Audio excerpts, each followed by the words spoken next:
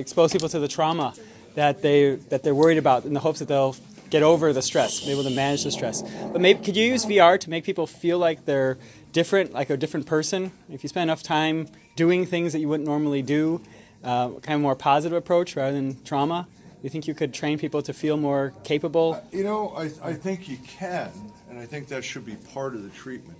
The only problem is that the research on supportive counseling as a treatment, a specific treatment for PTSD, doesn't have any empirical support. And a lot of times therapists want to do that because they don't want to make their patients feel anxious. They want to, don't worry about that stuff in the past. Let's focus on the future. Let me help you find a job. Let me help you find a girlfriend, whatever, whatever it is that you do in supportive counseling. You want to do that regardless with this, but not as a unitary treatment approach.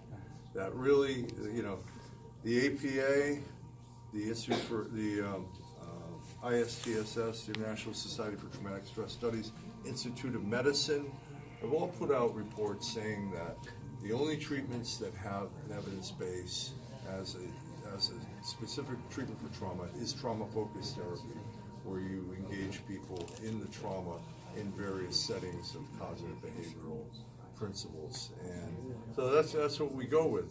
That's not to deny that dog therapy, horse therapy, art therapy, getting people involved in a surf camp, building camaraderie is not a good thing. And perhaps at some point that stuff will show value, but at this point, you got to help people kind of get in the trenches and confront what they have buried here. Do you have any questions from the class? And we have one psychiatrist joining us today who I'm sure has a question. So any class members? Dr. B? I have a question about the research part. Because the virtual reality system being developed, there will be some problem at the application for IRB. How could you prove that the system is totally no harm for the participants? Well, you always, in your initial treatment development and testing, you always monitor for that. And so, just like pharmaceutical companies, there's a certain acceptable level of side effects that you warn your patients about. You monitor that those things might happen. You do the same thing with this. I think that where we haven't had these problems, and we've documented it, other groups have documented it, with looking at not just who are the people that benefit, but who are the people that didn't benefit or got worse, and they call it deterioration rate studies. And people have done meta-analyses getting the data sets from these studies, and basically VR has the same level, which is very minimal, as other active treatments, and is much better than weightless control, which is essentially no treatment, where you see a lot of negative things. Another study where they looked at people that dropped out of therapy and tracked them down a year later, and found when they did an evaluation of them a year later, they were no worse for wear than they were prior. However, you can't write this stuff off. You've got to be attentive to the classic thing in medicine. At first, do no harm. So you've got to do that. But if you have a treatment where 5% of people may not benefit from, or it might, I don't want to say make them worse, because we don't really see that, but 95% show positive gains, then it's a cost benefit. You develop research to pick out those people in advance that might not benefit, do screening. So one thing we see is people that also have a comorbid of major depression. Major depression, you have psychomotor retardation, you're not engaged. They benefit more from VR because it kind of pushes them in a way that they're not going to generate in their own imagination. So those kinds of studies, these are new findings in the last 6 months, those kinds of studies are what we need now for the next level of science in VR. Thus far, all we've done is built these cool apps, thrown everything but the kitchen sink in, and just try to prove that there's an effect. Now we got to do two things. We got to do dismantling studies, where we look at what are the ingredients of the approach that really drive the behavior change or the clinical outcomes.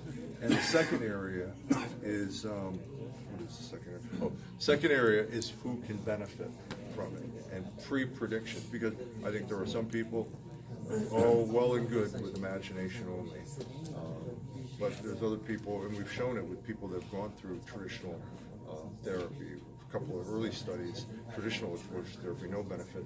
You get in the VR and you see the benefit. So what is it about those people? Is it a failure to engage emotionally? One study showed if you record skin conductance when people are doing their trauma narrative in a traditional exposure, that if you don't see a rise in skin conductance, a quick and dirty measure of emotional arousal maybe, that you see poor outcomes. So people that under-engage, those may be, okay, these are ones that we need the VR for. So, I mean, look, psychology has been around as a science, 125 years, studying human behavior, interaction in the real world. Maybe we need another, maybe not 125 years, but we need some more research studying human behavior and interaction in the virtual world and map it out so that we can do the best by our clients. We can engage them. We can expose them to things that they need to overcome. We can distract them from things during pain. We can motivate them to do things. We can measure their performance, and we can engage them in treatment. These 5 core areas where I think VR has some value depending on the clinical lab. We need to study that stuff. So there's plenty of work to be done here. We got some good outcomes and we're on a good path, but we still got a ways to go. Dr. B is a psychiatrist. She's very excited about this. It's only her 3rd day in the U.S. Visiting from Bangkok. You have a question? Okay. She does these kinds of therapies. Yeah. In terms of your companionship VR that we didn't get to see today, is that targeting a specific condition, a specific age group, a specific person?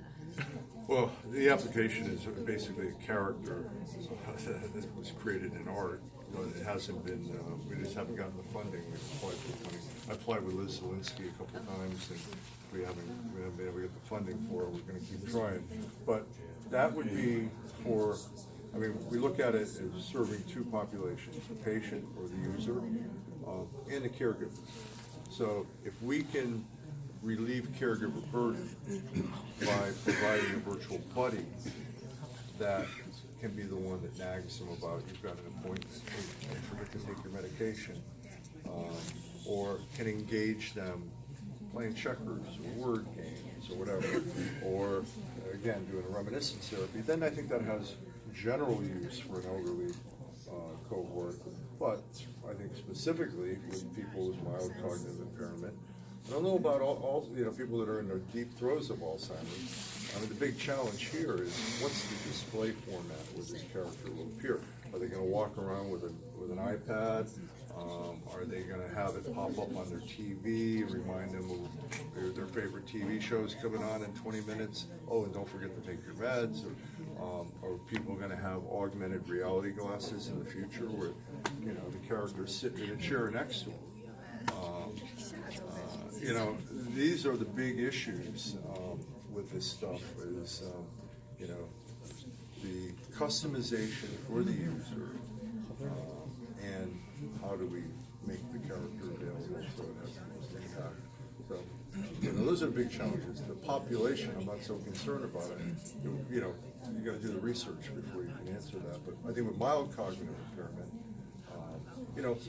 with elderly folks, they get pissed off at their son or daughter for nagging them about, you got this appointment, now don't forget, I'm going to come by at 10 o'clock and pick you up, you got to be ready. So maybe if the character that, isn't a real person nags them or reminds them gently, maybe that will be something better. This is all speculative, but I think it's the direction we got to go. Are you working on with Apple AR kits? The idea of AR? Yes. We have the HoloLens. We're now making it so you can put on the HoloLens and be in the space and have a virtual human walk into the space. We're working with another AR company that I'm under non-disclosure I can't mention, but it's a big one that everybody's heard about, and we'll soon be going public with this, but it is a state-of-the-art augmented reality system where you have a wide field of view, high resolution. So we can do the job interview stuff sitting in a real room at a real desk with the interviewer across the table. So now you've got this headset and a little wire with a little computing pod you can put in your pocket, and anywhere you are, the character can pop up. So you could do that for clinical training, clinical office, or the interview training, or the virtual buddy. Right, a companion, so for socially isolated people, you're not alone in your room. And you don't get as dizzy, I would think, in the AR. Yeah, as you do. right, because you got the anchor point of the real world, and you're not. I mean, the problem with people getting cyber sick in these environments is that you've got sensory cue and congruity. You're seeing movement. You're, on a virtual roller coaster going up and down and everything, but you're not getting any inner ear stimulation to go with that. And that's one of the reasons people believe you get cyber sickness. And it affects. Probably everybody has maybe a touch of it the first time they try VR. It's like, I feel a little woozy after. That actually fades over time with repeated exposure.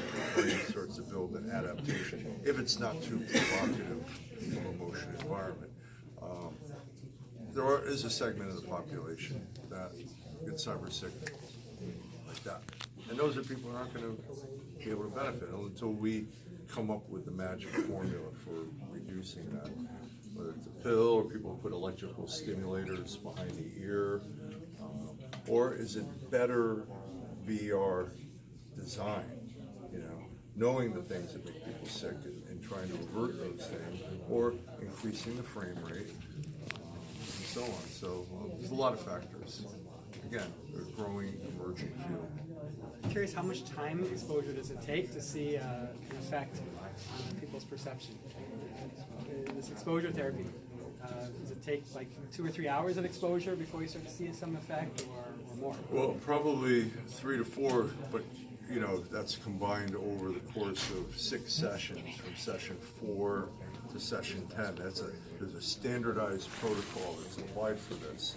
Now, out in the field clinically, if somebody's showing benefits at session 10 but isn't quite there, then you give them a couple more sessions. Everybody's going to be different. The standard protocol is 10 sessions when you do research into this. With the massed practice, which was done in Florida, I think there's some benefits there. People used to say, well, you need time between sessions for the memory to reconsolidate. Well, that data there is showing the opposite, that you can do it in a mass practice fashion. And there's another study as well with traditional exposure showing that effect. So we're learning as we go along with this stuff. And it's going to vary by individual. Like I said, there's some individuals, session 7, it's like, oh, I can do this, I'm good. I'm not going to come back for this. I'm fine, don't worry about me. We try to track them down and see how they're doing 6 months later and all, but we don't have enough numbers and so on to really make definitive statements about that. But did you face any situation like that? Participants be the level of anxious or stress level being so high, so you have to stop the practice immediately. So you're saying that you've pushed the patient too hard so that they freak No, out? it's just like the exposure, but they feel so fear and so afraid of, and stress level too high. So you have to pace it at what they can handle. Yeah. So in the beginning, like say your trauma was getting blown up in a vehicle in Iraq. The first couple sessions, you might just sit in that vehicle by the side of the road with various sound effects and talk about your experience and get comfortable with it, and then gradually move towards getting it out. I mean, this is not self-help, this is not automated treatment. This is treatment delivered by a real clinician that's trained and is observing the patient and asking them questions and monitoring maybe their heart rate or skin conductance. So there's nothing magical about the technology. The technology is simply a tool, and it So requires the a good protocol for everyone is different. Yeah. Thank you so much, Steve. Really appreciate All it. right, man. Thank you. See you again next semester. All right. Thank you. Pleasure. All right. All right. We gotta If you let the guys- research continue. You can give out my email, but I'm not going to be able to do a lot of in-depth, responding. Right. This is your last but- chance for an in-depth But response. I will send some recent publications that pretty much the RizzoQuestions, the live concert you got here, like the album or the CD. I've got a lot of papers, so I'll be able to send out papers to folks and video links. Cool. Thank you. Alrighty. Glad you're here. Keep your careers. Big fun. Kelly, you're not traumatized? So I'm a little worried. I'm good now. Over at the- Yes, I'm good now. Thank you. Yeah, he's a clinical psychologist. He can guide you out of it. Finish. It's pretty wild.